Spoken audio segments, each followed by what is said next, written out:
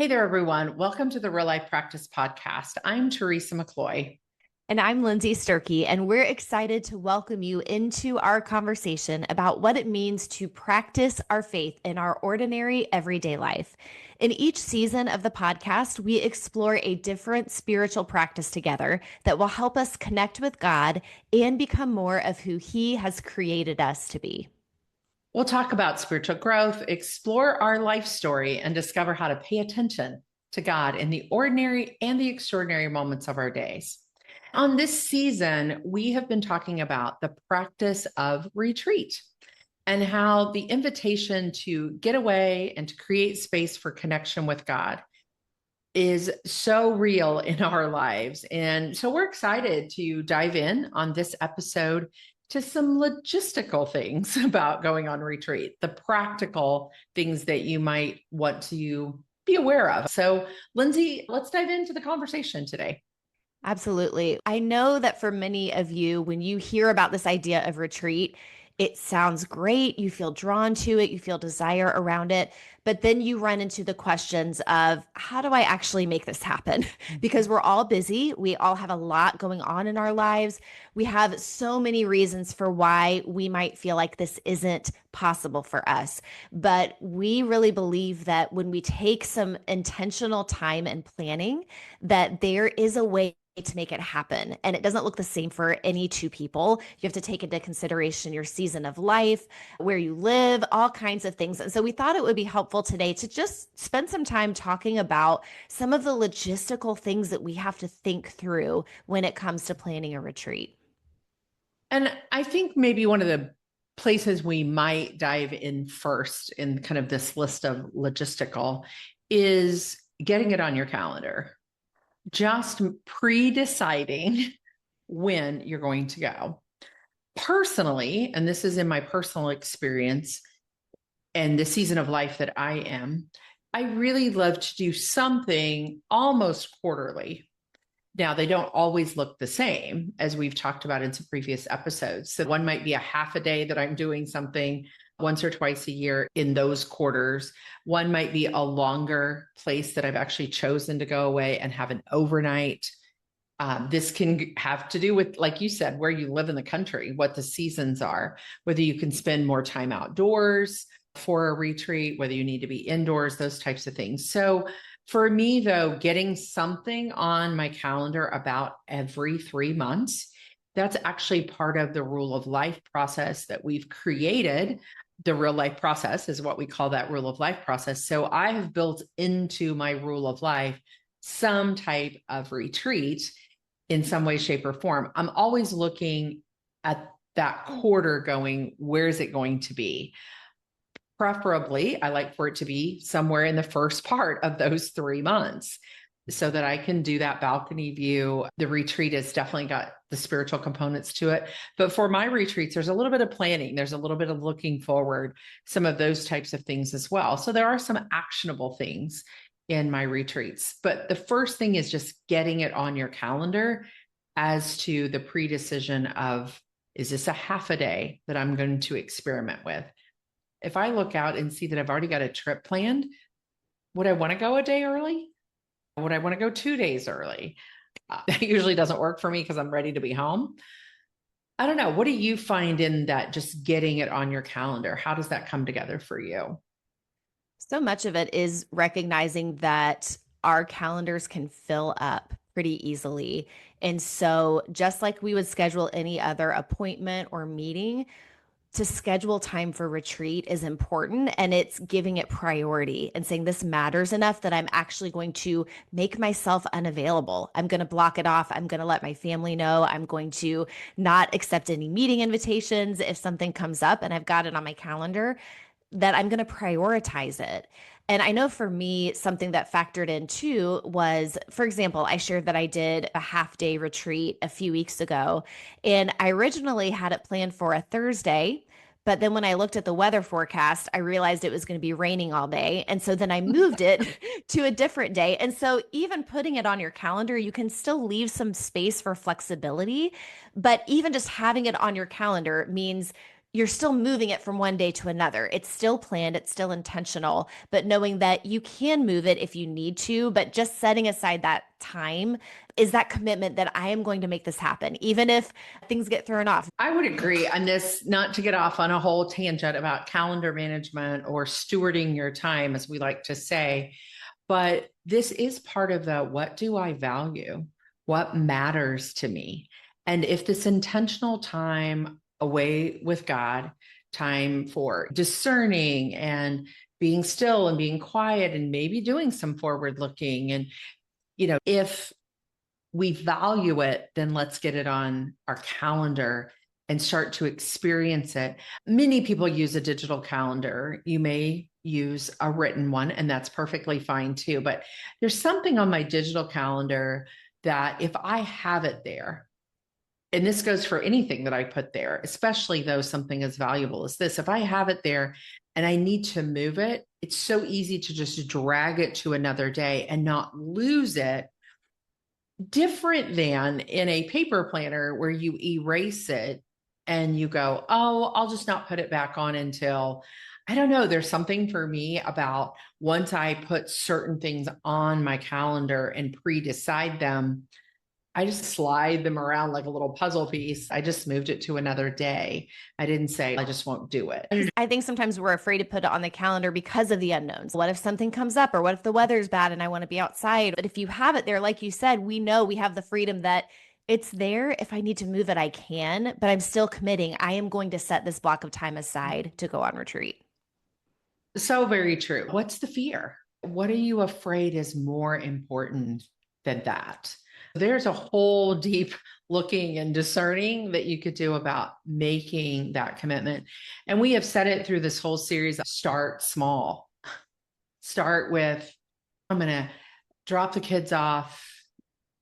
Yeah, school, whatever. I'm going to drive to a retreat space, state park, nature center, whatever you're going to do. Maybe you ask your church if you could come to the coffee shop for the day, or of a library that you can rent a room. Start small and just see what 2 to 3 hours feels like. This is a little bit of a logistical thing, and we'll talk more about this on a different episode of what to do. But our tendency is to want to do other things once we've blocked that time out. Oh, I could use it for this. So we'll talk about that on a different episode. No. Just going to say, no, that's not the purpose of retreat. Although that feels really good to get a clean inbox, let's be honest. But that's a different life. That's a different time block. Yeah. For sure. Okay, let's talk a little bit about just the environment. How do we choose where we're going to go? Yes, the environment of retreat really can make a big impact on how you experience it. Mm-hmm. Biggest thing I would say is get out of your everyday surroundings. Yes. So while you can have obviously great time with God and quiet at home, when we think of retreat, that word retreat is telling us we're getting away from our normal surroundings, because there's something about being in a different place that shifts something internally in you and opens you up to new thoughts, new feelings, new experiences. Doesn't allow you to do. It really gets in the way of the purpose of getting away with God, to be on your own with him. So environments is one of my favorite things. I love to create environments, and I have different ones that I like for different reasons. For work reasons, for retreat reasons, for creative spaces. Environment is huge. And there's a couple of ways to approach it. Definitely that, like you said, getting out of the normal. Like, I'm not going to try to go on retreat here in my office. Like, now I might move to a chair that I have in my office to do some creativity or some creative things, but I'm not going to try to do a spiritual retreat here. I have a little outdoor space at my home that has a nice, beautiful porch with my plants and nature, which I think is a great environment to retreat in, to be in God's creation. That could be a retreat space for me, but I have to be careful because it's really close to home and work. And I could sit there in my yard and look at all the things I need to do and tend to and what's broken. I mentioned the library earlier. There is a corner and Lindsay and I live in the same community. We both know the same library. There is a corner in the library there upstairs on the second floor that's a window that overlooks our downtown. So there's movement. Now, I'm someone that I like weird. If I'm going to have to be indoors, I kind of like some activity or movement, but there's hardly anybody that usually sets up there. And of course, in a library. So I could easily go there if I was doing a 2 or 3 hour like getaway, writing, discernment, just a place to stare off into, especially if it's wintertime, because it can be a pretty scene in Christmas lights and those types of things. The other place, and you and I have both experienced this, and many people that we know that retreat on a regular basis, returning to somewhere can be really helpful. And it could be places like a library, a retreat center, a nature center, where you've experienced a connection with God in that place before. So all things to consider. But if this is new, you may have to experiment to go, do I want to come back here? I do think that anytime you can involve nature in your retreat space, I think that is huge. There's something about being in nature that stirs something in us that being inside doesn't. Again, like you said, there's weather restrictions and things that you might have to adapt. But if you can have a beautiful view out a window, if you can't be outside, but as much as you can incorporate nature, I've found that tends to help us feel like we are getting away from the busyness of our everyday life. And I think the movement of if you have planned, whether it's a full day, a half day, an overnight, and you and I've talked about this, many a place that we both like to go to on retreat, as soon as I get there, I just want to go for a walk. I want to go out on a hike to get into my body and you can do that even if, like I said, you're at the local library and you find a spot, leave your stuff in your car and just go for a walk. Take in the surroundings. Even if you're walking outside on the sidewalks, it's being outside. Walk for 20 minutes or 30 minutes or something to just kick that off. Then come back for a little while, then go out again. So what kind of environment can you have where you have that freedom and flexibility? Are you eating while you're away? Do you want to take your lunch? Do you want to pack your lunch? Do you want to order something that's going to be delivered to wherever you're at? Do you want to purposely pick something up on the way? It's that pre-planning a little bit. Oh, this is my retreat day. I get to eat what I want. I get to take my special snacks with me. What do I want to drink during the day? Do I want coffee, water? What am I going to need? Almost thinking of packing that picnic kind of bag. And here's my retreat bag of what I always take with me. When I went and did a half day retreat at the nature center, I thought about like I could just go through a drive through and take a break and do that. But I realized that would break up my feeling of retreat. And so I packed a lunch, and part of my retreat day, I'd gone for a walk around the nature preserve. And then I got my lunch out of my car. I sat by, they have a little pond there. I sat there and I ate my lunch in the quiet. I didn't break my solitude or my silence. I just ate my lunch there, and it helped me stay in that space of retreat. But like you said, it's important to think about those things. I brought a bottle of water in my bag and my journal and a Bible, and that was pretty much it. But I wanted to make sure I had something to drink because it was hot that day. It's those things that we're removing the distractions and the decisions that come while you're in that space. You take care of that stuff ahead of time so that you can be freed up to just really enjoy it. Just last week, we have a really nice park in our small town. Hardly anybody is ever there, especially during the weekdays. And they have pavilions around the park. And usually always this one back pavilion is empty. People just don't go to this one part. And when I think of, you could use a park space if you want to be outside and you could walk around town or whatever. So there's a lot of free ways to find spaces. But I do think pack your lunch, whatever it might be, because I do think there is something about if you get back in your car and drive to a drive-through and pick it up, not that it's wrong, nothing here is wrong, but there is going to be that tendency to plug back in and then have to unplug. If you're doing a half day retreat and you're going to end at noon, that might be a way for you to re-enter. So there's no right or wrong to this. Don't ever shame yourself over, "Ooh, I didn't do it this way or I didn't do it that way." I want to stay a little bit, Lindsay, with the bringing and not bringing. We're talking about food and drink right now, but there's some other things that I think, depending on what you feel will be good in that retreat, what are some, you might not want to take these things with you that you think of? Yes. The first thing that comes to mind is your phone. Now, you may want to bring it with you, but you may not want to bring its full capabilities with you. You may want to put it on do not disturb. There may be some apps you want to delete before you do that, just for your own boundaries. I know something that I did on my even just for a half day, because I have kids in school and I'm the emergency contact. So I had to let my husband know I'm going to be off the grid. If the school calls, they'll call him and it'll be okay. The key people who might need me know they can't reach me. But I still have my phone with me for just security and just to have it with me in case I needed to, I don't know, going off in a nature preserve by myself, it felt safe to have my phone with me. Absolutely. Right. Yeah. But I had it You on could do not disturb so that fall I could down or be get present. hurt or whatever and need Right. to call 911. But think ahead of time. What apps might I be tempted? What's interesting, I think the first few times you practice retreat, and we're talking about practicing a spiritual retreat, the disconnection piece is the hardest.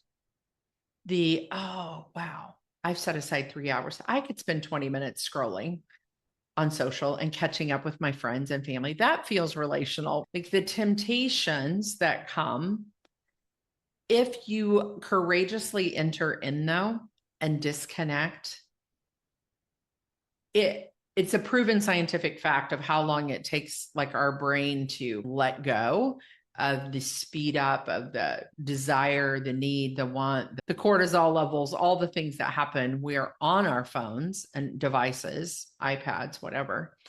So yeah, I would say the same. Take out whatever you can.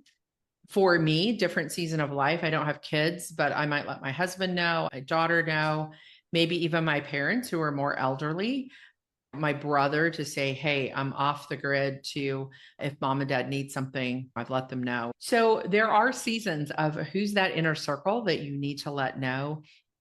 We are so connected anymore, Lindsay. What happens is if somebody can't get a hold of us that's in that inner circle, we would have thought nothing about not talking to someone for hours on end. But now it's that instant accessibility that can make someone else panic because they haven't heard from you, or you didn't respond back to their text or their email or their phone call.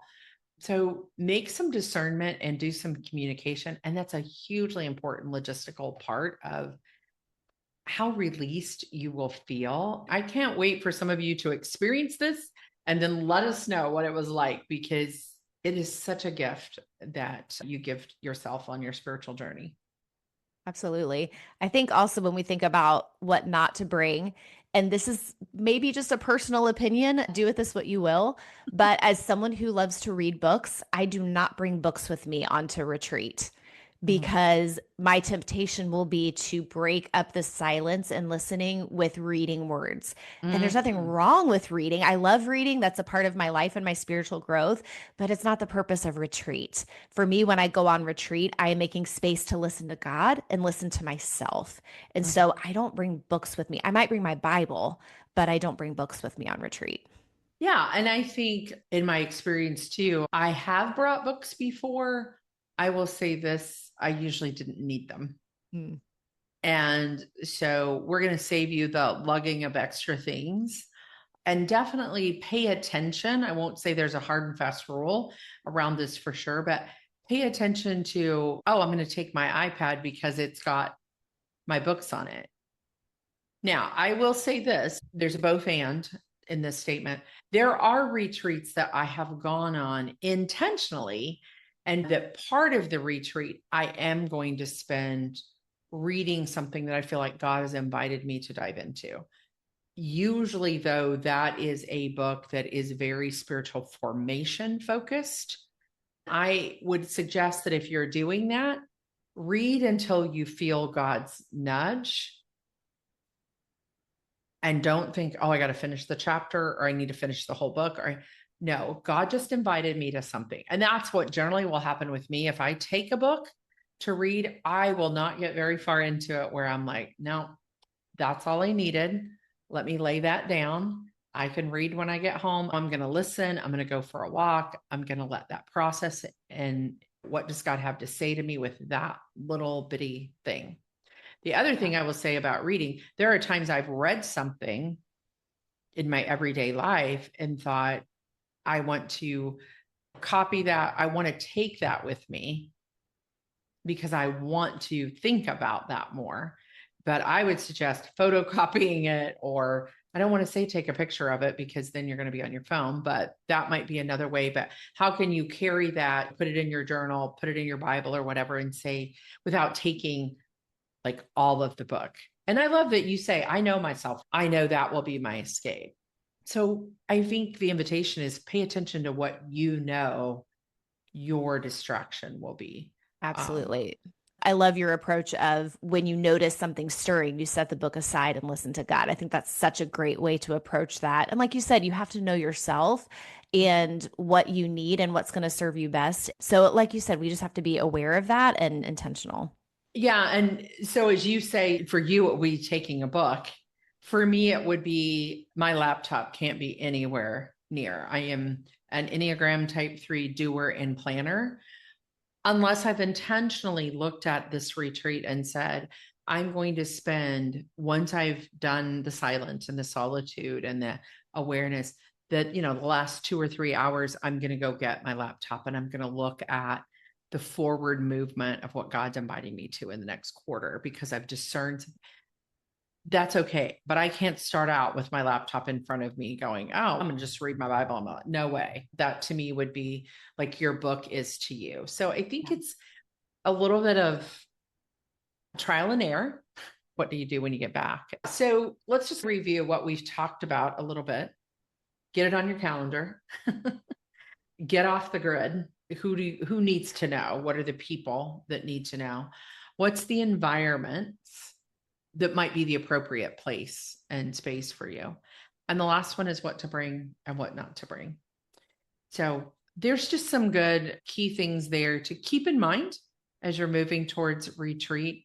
This past episode, we just had some guests on who talked about how to use an actual program or something that's already pre-planned for you. I hope this is helpful. And like we said before, there's no wrong or right way to do this.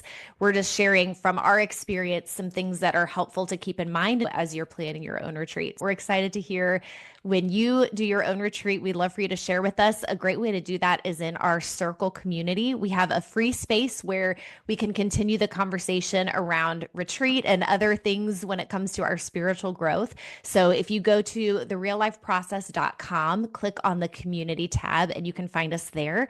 And this is all in the show notes, so find the links there. We also have a free download for you that is all about some ideas and practical tips for how to engage on retreat, what to do, where to go, those kinds of things. Check out that free download as well. I want to invite you to join us in our Real Life Practice membership community. That is a space of people who are looking to integrate spiritual growth into their everyday life. We also have a book club that meets to talk about a new book called Journey of the Soul that is all about stages of faith. We're excited to dive into that together. All kinds of ways to continue the conversation. Check out the show notes to connect with us there.